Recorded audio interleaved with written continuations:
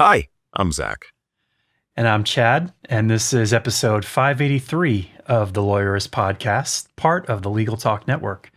Today, Zack talks to Bernadette about advanced firm finances.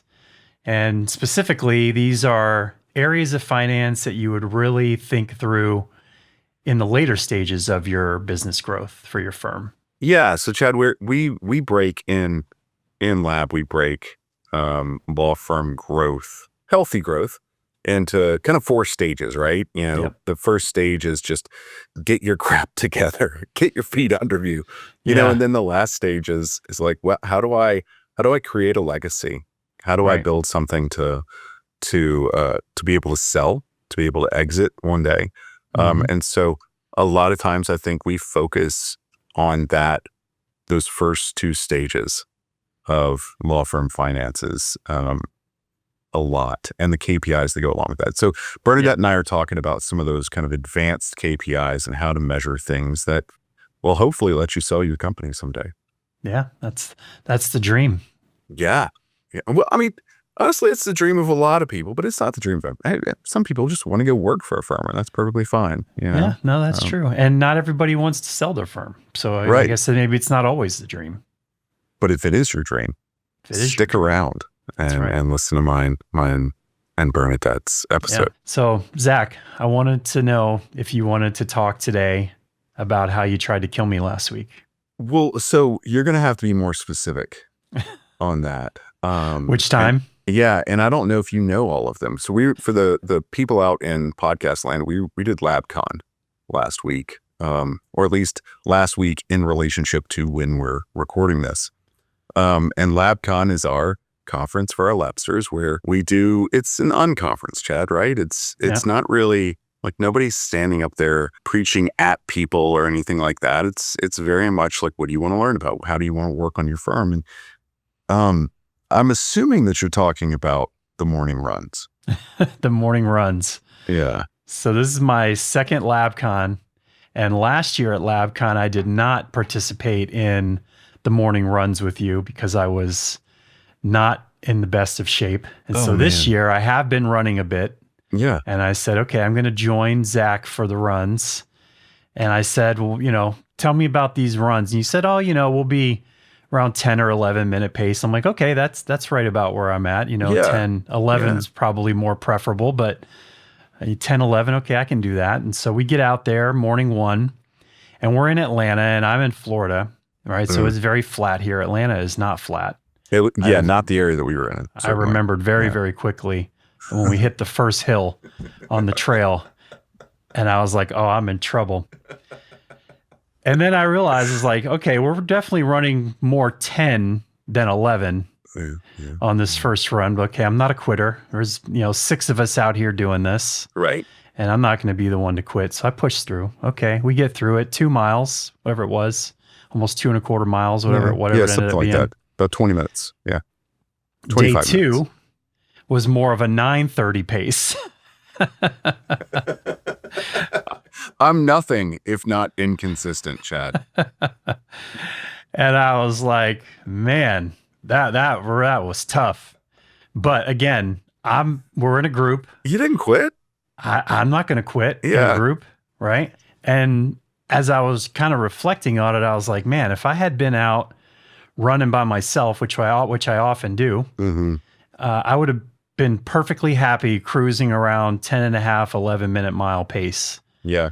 But because of the community and the group that we were running together, everybody pushed through. That's true, because I wouldn't have run the pace we were running, and that can get dangerous sometimes when people are just all like playing chicken, right?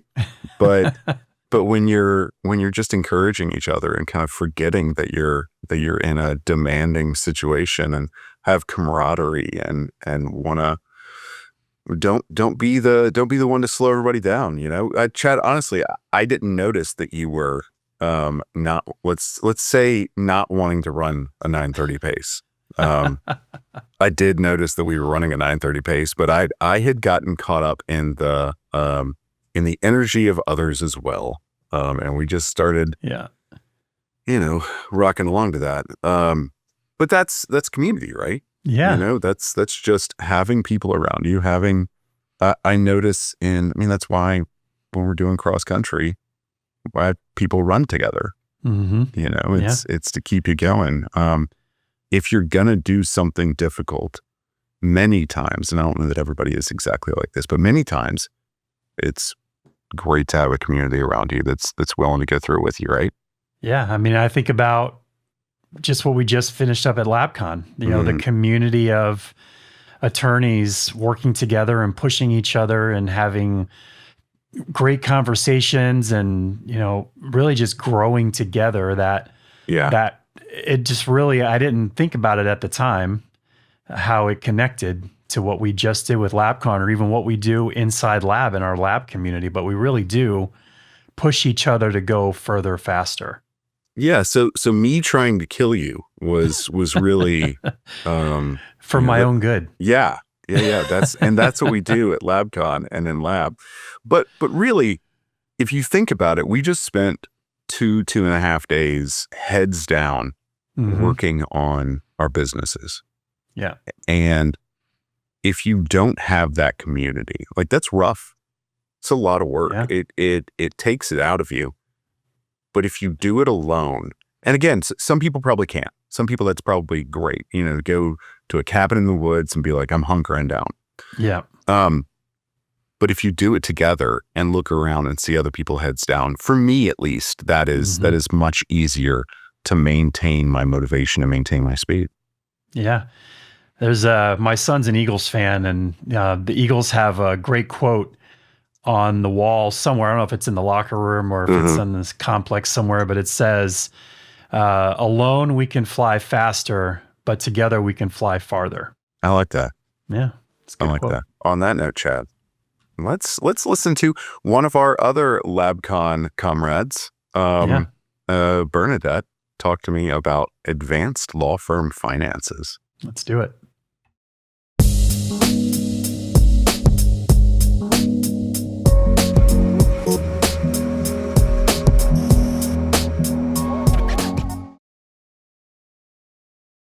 Hi, I'm Bernadette Harris, and I'm a business strategist here at Lawyerist and also a finance coach. And so today we are talking about KPIs. Yeah. Bernadette, thank you. Thanks for being on the show. You've been on the podcast many times, but I don't think you and I have ever actually gotten to have a recorded conversation on the podcast. This is nice. This is nice. This is very nice. This is very nice. I was really excited when they said you get to be with Zack today. I'm like, wow, it's usually, and I love Stephanie. Let's not get that, Oh yeah. Always, yeah. Well, I was telling you before the episode that this is one of the episodes that I don't have to play dumb. I'm not a finance expert. And I'm certainly not the subject matter expert on finances for our labsters and our lawyers. That's you. So thanks for being here. Yeah, of course. It's always a pleasure to be able to kind of demystify this topic, because I know it's usually one that a lot of people run from, but it's so important to the success of our labsters and their law firms. That's a good point. And I like the term demystifying, because it's, it when I was running my law firm, it felt mystical. It felt confusing. It was jumbled. It was a thing that I didn't have the tools to necessarily deal with initially. I was taught how to be a lawyer at law school, but I certainly wasn't taught how to run a law firm or do any KPIs. But a lot of times we come on here and we talk about some of the initial things that lawyers need to think of, like what amounts of money do you need to have in the bank before you get going? The fact that you need to pay yourself. A lot of those initial, let's get started, do you want to start a law firm sort of questions. Today, though, I'd like to talk about some of the more advanced law firms, the ones that are in stage, for us, for our purposes, stages 3 and 4. When they're thinking about strategic stuff. I'd like to talk about that today. Yeah, because in stage 1 and 2, I call these like survival metrics. You're looking at things like cash flow and profitability and how do you increase your revenue and things like that. But the stage 3 and 4 law firms are more strategic. This is more about building a law firm that's sustainable or scalable or maybe even transferable, you know? At this stage of the business, KPIs aren't about how hard you're working in the business. It's more about how well the business is working without you as an owner of the firm. That doesn't seem like something that I can run kind of a natural report out of QuickBooks for. That doesn't feel like it's sitting there as a line item in my profit and loss statement. It's not. So the conversation today is going to be around where do we go to get these numbers and how do we measure these things, right? And so thinking about when we're shifting from survival to strategic, one of the metrics that you want to look at is more around leverage, right? And so I know that here we are getting away from the billable hour, but we can still measure the leverage of our team, our workers, without it being an hourly thing, right? So think about it like this: like, who's actually doing the work? Is it the owner or is it the team? You know, as we were starting here, I kind of wanted to back up a little bit and think, you know, if people out in podcast land are going, am I in stage 3? Am I in stage 4? Am I in stage 2? Yeah, we probably should. We probably should put some definitions to that. Well, let's at least kind of put a picture of who that is. What does a stage 3 sort of owner or law firm like look like to you? So I'm thinking that stage 3 is typically the law firm that now you have staff, you have built a team, you have your systems, but now you're starting to develop that staff. So you may be developing your staff to take on more leadership roles.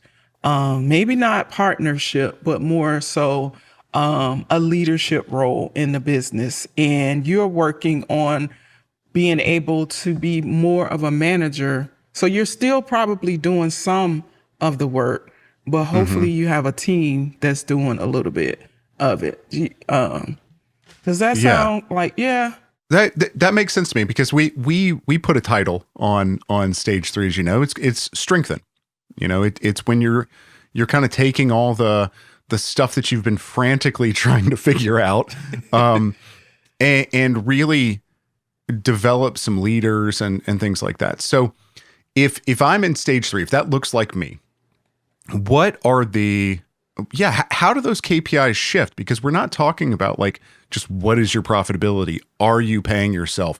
Do you have cash flow? We're talking about things that are, again, kind of strengthening ourselves. Yeah. Or a firm. And that's where, like I said before, is like figuring out who's doing the work. How much of the work is being performed by the owner versus the team? And that's when we look at our leverage KPIs. And so you may look at case distribution. What percentage of the cases are being handled by you as the owner versus the percentage of cases that are being handled by your team? Okay. That, you know, I think for me, you know, again, I'm telling you, I don't have to play dumb in this one. For me, I would probably have just kind of gone by a gut feeling of like, do I have my owner hat on more than I have of my lawyer hat? How do I track those things? How do I think about those things? It feels like I'm going to have to track my hours still, even if I'm not billing by the hour. So no, you don't necessarily have to track hours. You can track case types. You can track revenue based on a case type. So it's not saying that I work 70 hours a week and they work 60. It's not about hours. It's about who's generating the income. So when you look in your practice management software, can you see who has what cases and what the case value is, right? Okay, so that right there is one of those light bulb moments for me. I don't know that I would have ever measured it separately from kind of like my actual day-to-day output versus, my team's actual day-to-day output. In what you're saying, it doesn't really matter how much time people are putting into it or whatever. It's, have you started shifting the load of making the money to the rest of your team? That's fascinating. And that is, so those are things that, no, you might not find this in QuickBooks. This is going to probably be in your practice management software. Right. Okay. So I in order to track that, I need to have been tracking, other things. What are some of the things, I guess, or other KPIs that I need to be thinking about in this stage 3? You've blown my mind with that one. Okay.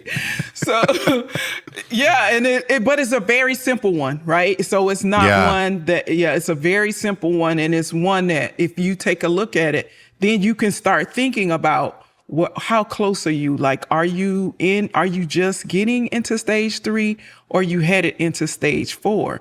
Because we didn't talk about stage 4, but stage 4 is more of when they are pretty much they're in the C-suite, they're running the business, and they are not necessarily doing a large percentage of the work. There are some people in stage 4, firms that are in stage 4 where the owners are doing some of the work, but maybe only about 30% of the work, and the other 70 is being handled by their team. Yeah. Well, let me stay in stage 3 for a second, if you don't mind, because that's we're still in a place where you've blown my mind of shifting these ideas, and I can see where, okay, is the revenue coming from other people, but I also think like we could probably measure this as we go through this by how good are our SOPs? Are people following our SOPs? Do we have, like, I guess in stage 2, that's our systemization. We should be creating these SOPs. And then like, are people actually following these things, or do I have to go in as an owner and just freaking like just manhandle everything again anyway? Yeah. And those are definitely indicators, right? Of those things. But when you look at the leverage piece of it, you're looking at what percentage of the work is being done by your team versus what percentage of the work is being done by you. And the goal, when you're in stage 3 or 4, is to shift it so that 60 to 70% of that is being handled by your team. I love that number. Isn't it a beautiful number? Yeah, I love that's fantastic. Having all that, because when we're in stage 1, it's me. It's me. I'm doing all this stuff, and I've got. I remember thinking when I was practicing a lot of times, like, I'm responsible for everything. I just have people helping me do those things. Yep. And this is fundamentally different than that. Oh, it's totally different. So, and I think that when a business is at the stage 3 level, then they can focus their time on more high income producing activities, which is, again, the goal when you're getting to the stage 3 and 4. Those are the focuses. You're not doing the things that are not high income producing activities. Yeah, because your time is theoretically way more valuable. Very, very valuable. Yeah. And I think about that idea sometimes when I'm, when I was just starting out, where it's like, my time's valuable, but this thing has to get done, and I don't have anybody else that can do it. And so I am doing these, $20 an hour jobs or $60 an hour jobs, or even, $150 an hour jobs, when ideally I'd be doing these big ticket items, which is where we are in stage 3. So, okay. So from stage 3, which is that strengthened stage, what do we start to think about as we, like, what does the firm that is in stage 4 starting to get into stage 4 look like? Who are we? I think that number gets a little bit higher the closer you get to stage 4. So we talked about that 60 to 70%. It may get a little bit higher because, again, owners, you think about it, when you have firms that are truly in that stage 4, when they're in stage 4, the owners are truly in the C-suite. They are doing the visionary work. Maybe they're doing those types of things, and they have a team who's actually out there providing the client outputs. So it's less about, are other people also doing the thing, and more about like, did I get everybody else to do the stuff? Like we should be much closer to 100% of the revenue stream. But let's say 10%. Let's just say it's 10 or 20. My 10 or 20 is actually coming from something totally separate than billable hours or even my law firm stuff. My value is coming from that strategic standpoint. And at that stage, the owner has developed themselves into being a leader, to where when they are spending time doing casework, they're hurting the firm because they have a skill set that no one else in the firm has, and it's not being utilized. Okay. So how do I measure that? How do I, like, what are my KPIs that I'm thinking about here? I imagine there's still kind of an extension of that KPI that we were just talking about. Like how much am I doing to create the revenue versus the rest of my team? What are some other KPIs we're thinking about? So we can also look at revenue that's generated by roles. So this is still a leverage KPI, but you can look at how much revenue are your paralegals generating? How much revenue are your associates generating? How much revenue are the partners generating? And so this is, again, another way to be able to measure. It almost gives you that percentage, right? So it gives you an idea of who's generating the income. And for example, a paralegal should be generating at the stage 3 or stage 4 firm, a paralegal should be generating 3 to 4 times their salary in revenue. Okay. And I know that sounds like, whoa, but I mean, that'd be a dream, right? Yeah. But that's the goal. That is the goal. Now, maybe you aren't there yet, but that is the goal for a paralegal to generate 3 to 4 times their salary. So if you're paying a paralegal $60,000, they should be generating at least $180,000 or helping to generate $180,000 in revenue, so that they're covering their salary, they're helping to cover expenses as well as profit for the firm. Same with associates. Associates probably a little higher. I would say even 4 to 6 times as much, because again, and this is ideal. This is the goal. Right. We're stage 4 here. Yeah. This is the goal, right? And so if you aren't there yet, don't get afraid. But these are the numbers that you're working towards to getting to this point. And again, the goal is to get the owner's involvement lower and lower, so that the associates, the team members are generating income for the firm. And it feels like the path towards there, from what you're saying by these KPIs, because stage 3 KPI that you're talking about that's related to leverage is kind of, it's almost simple instead of the stage 4. So stage 3 is, what am I doing versus what's the rest of my team doing? And then in stage 4, we start to say, okay, what am I doing? Yeah, that needs to be a small part of this pie. And then let's dig into some like real granular detail on what's the rest of my team doing. Yeah. Because at stage 4, you're looking at truly scalability.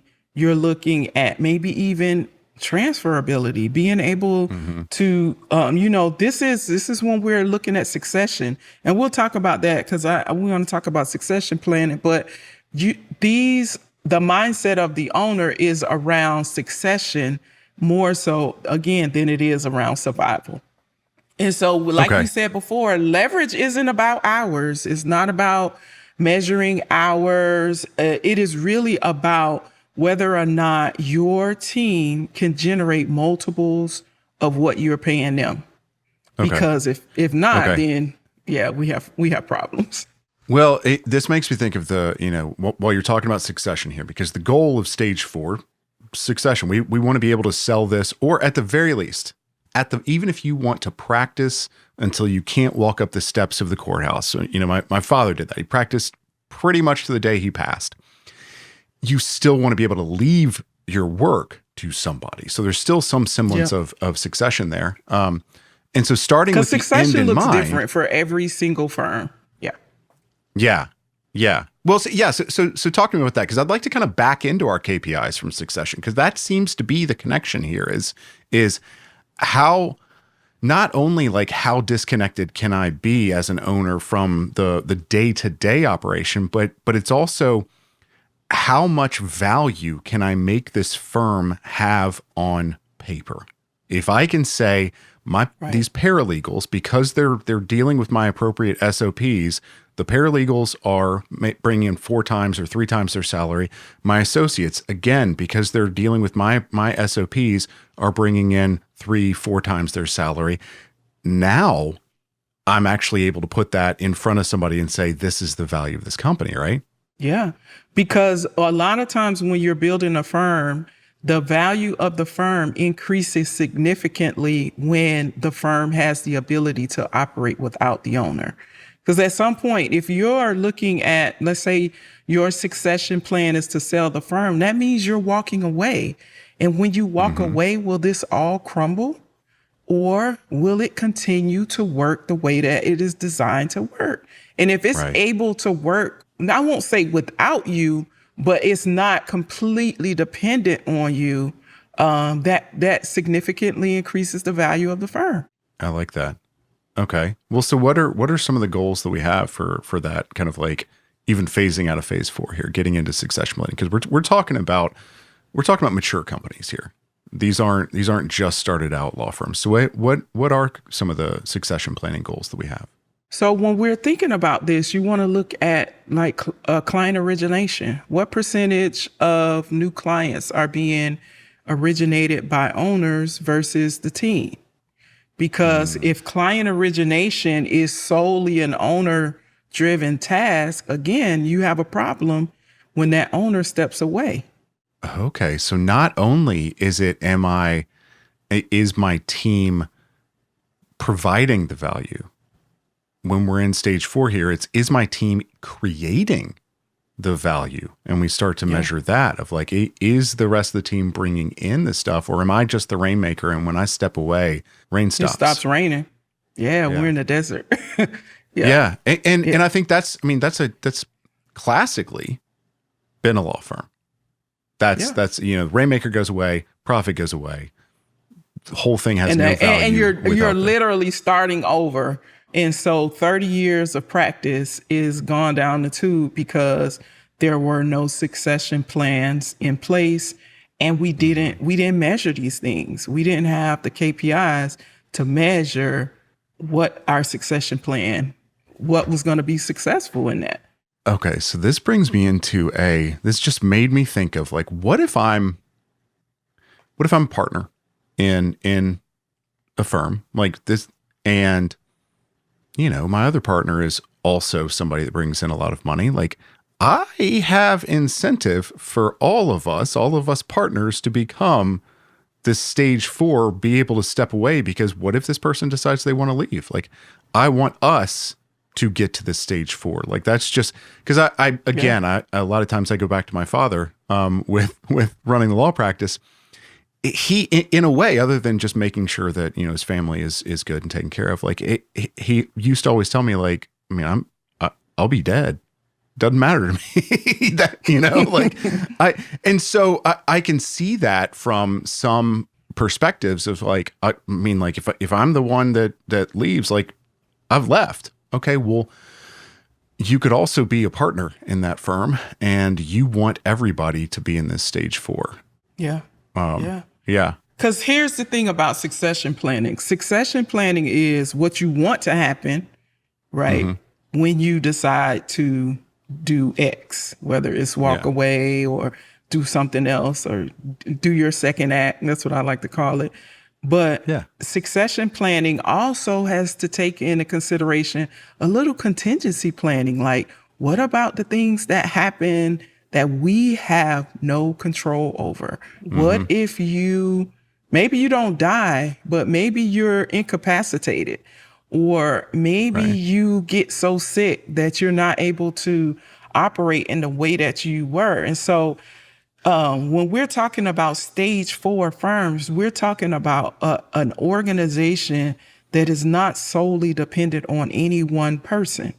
that if one person has to walk away, or even if it's temporarily, that the train doesn't stop. Maybe it slows down.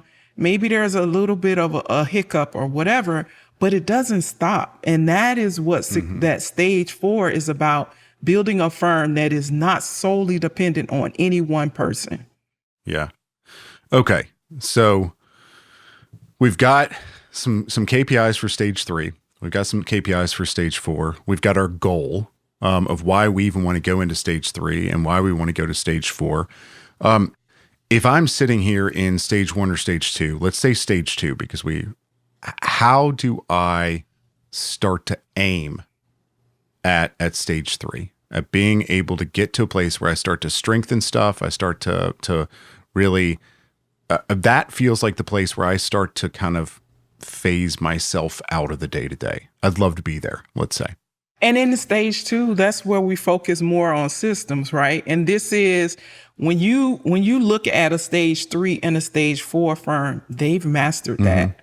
Like you said, they have the SOPs, and those are SOPs that everyone is following.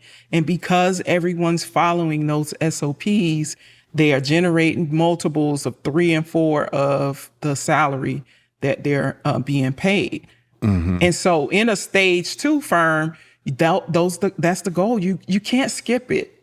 You can't skip it, because there are so many instances where not having your business systematized stunts your growth. Okay, so I could see somebody right now, Bernadette, out there saying, I've been operating for 30 years. I have to be a stage 3 or stage 4 firm, but I have no SOPs. And it's not about But I've got to be years. stage 3. Right. It sounds like, I don't give a shit. You're stage 1. Like, I don't care how long you've been operating. You're stage 1. It is not Because about how much time. you can't sell because that. Quite honestly, we could have a 3-year-old business in stage 3 because they've done the things. That was just rocking and rolling. Stage 3. So personally, as It's the not tech about guy years. here, I freaking love this, because one of the first things I say to people in technology meetings where they're saying, hey, how do I choose this piece of tech? Is I say, well, what are your procedures? And nobody wants to do their procedures from the get-go. Nobody wants to, because they don't feel like they have time. It sounds like that's the only thing you really, if you want to get to stage 3 and 4, that's the only thing you really need to, I mean, like, yeah, you need to operate your company, but like, gotta get you these have operating to procedures. do that. You have to have the systems in place, because I always, when I'm coaching clients, when we talk about systems and when I get pushback about getting those systems done, I always ask, if you document this process and it allows you to delegate this task to someone else, how much time will that save you? And then we do it, and you just do some basic math, so if it saves you 2 hours a day, who cares if it takes you 8 hours? Like, how many days are you planning to work? So. Right, yeah. If it saves me 2 hours a day, every day, then I can spend 10 hours and I pick it up in a week. Yeah. But that's tough. It is tough. I don't want to sit here and be like, it's not difficult to put your SOPs together. It's not difficult to run your firm. It absolutely is, but if you want to get into that stage 3, and certainly if you want to get into stage 4 and then be able to sell a valuable practice, you got to do it. Yeah. And I hope that I am not simplifying it to the point where I make it seem like it's easy to do. No, it's not easy to do, but it's just one of those things that if you do it, so I always think about, like, if I do this, what is going to be the long-term benefit of said this, whatever this is, if it is exercise, if it is eating right, if it's documenting my procedures, what's the long-term benefit of doing that? And so when you're in stage 1, stage 2, and you're listening to this conversation and you're like, man, that sounds dreamy, what they're talking about, it's possible. You just have to do the work to get here. Yeah. Yeah. Well, Bernadette, we're going to name this episode, Do This One Simple Trick to Sell Your, with an asterisk next to it. And it's like, it's not actually that simple. You have to work really hard. The one simple trick to get from stage 1 to selling your firm for umpteen times its value. So, but I think this is a lot of valuable information. Obviously there's more in this, you know. We can do a part 2 to this, because there's more to think about, but I think this is enough to be able to look at those for the firms that are in this stage 3, stage 4, to be able to say, hey, these are some of the things that I need to start thinking about. Well, and I wouldn't be a part of Lawyerist Lab if I didn't do a quick little plug that even if you're in stage 3, you're in stage 4, we got Bernadette, we got people here that can help you figure these things out, because it's always good to have a strategist kind of help you with these things. So go to the website, give us a call, send us an email, drop a comment in the podcast, something like that. And we'd love to hear from you. Bernadette, thank you for being with me. I really enjoyed doing the podcast with you this time. Same. We definitely have to do a part 2. All right, Bernadette, thank you again.